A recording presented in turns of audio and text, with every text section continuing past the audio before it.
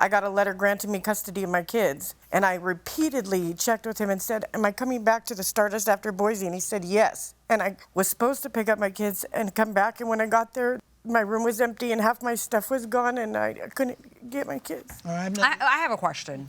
In a text message, you're talking to Brad, and you say, Brad, where are all the tools that belong to the Stardust? Just try to calm down because this is not going to come back on you and nobody will believe Savannah and her story. What are you talking about? I don't recall any of this. Okay, but I'm reading it to you. Did you accuse Brad of taking tools that belong to the hotel? No, I never did, and I never. It says it right there, Brad. Where are all the tools that belong to the Stardust? Okay, I don't recognize this email. So this is in response to what Brad is texting you. He's saying, where are all her items? He's talking about the plaintiffs. These new managers are on the property, and they're refusing to give the plaintiff her stuff per your instruction. I don't remember writing this.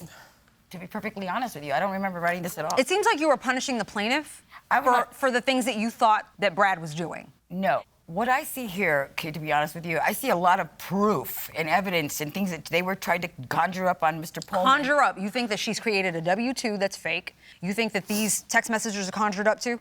I don't recall having. You don't recall, and that's why you're not credible to me. I know that it sounds that way, but they're very good at what they do. In a motel, it's a cash. She didn't make you say these things. Yeah, but I don't even remember writing these. But you did.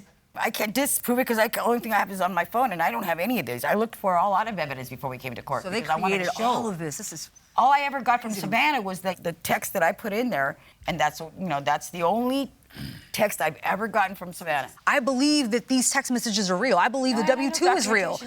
So instead of you saying, you know what, I just wasn't involved like I should have been, you're like, no, this is all made up. I don't know how to disprove these texts because I don't.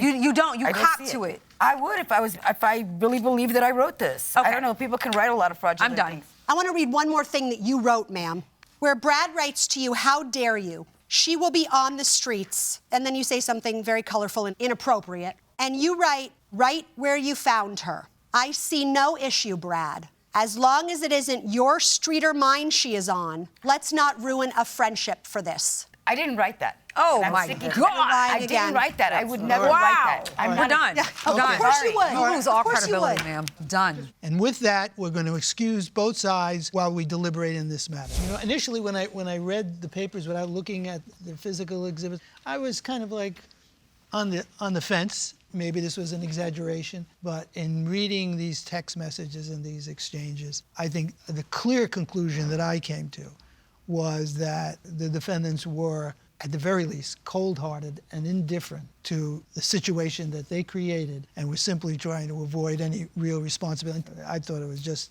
outrageous. And then on top of that, they just never copped to anything, and that's what really did it for me. And I wish we can give the plaintiff more than 5, because she deserves it. At first, I was with you, Michael. There wasn't really proof of how many hours she was supposed to work, but then she came up with text messages where she said, okay, if you're not going to pay me, I'll just close up shop.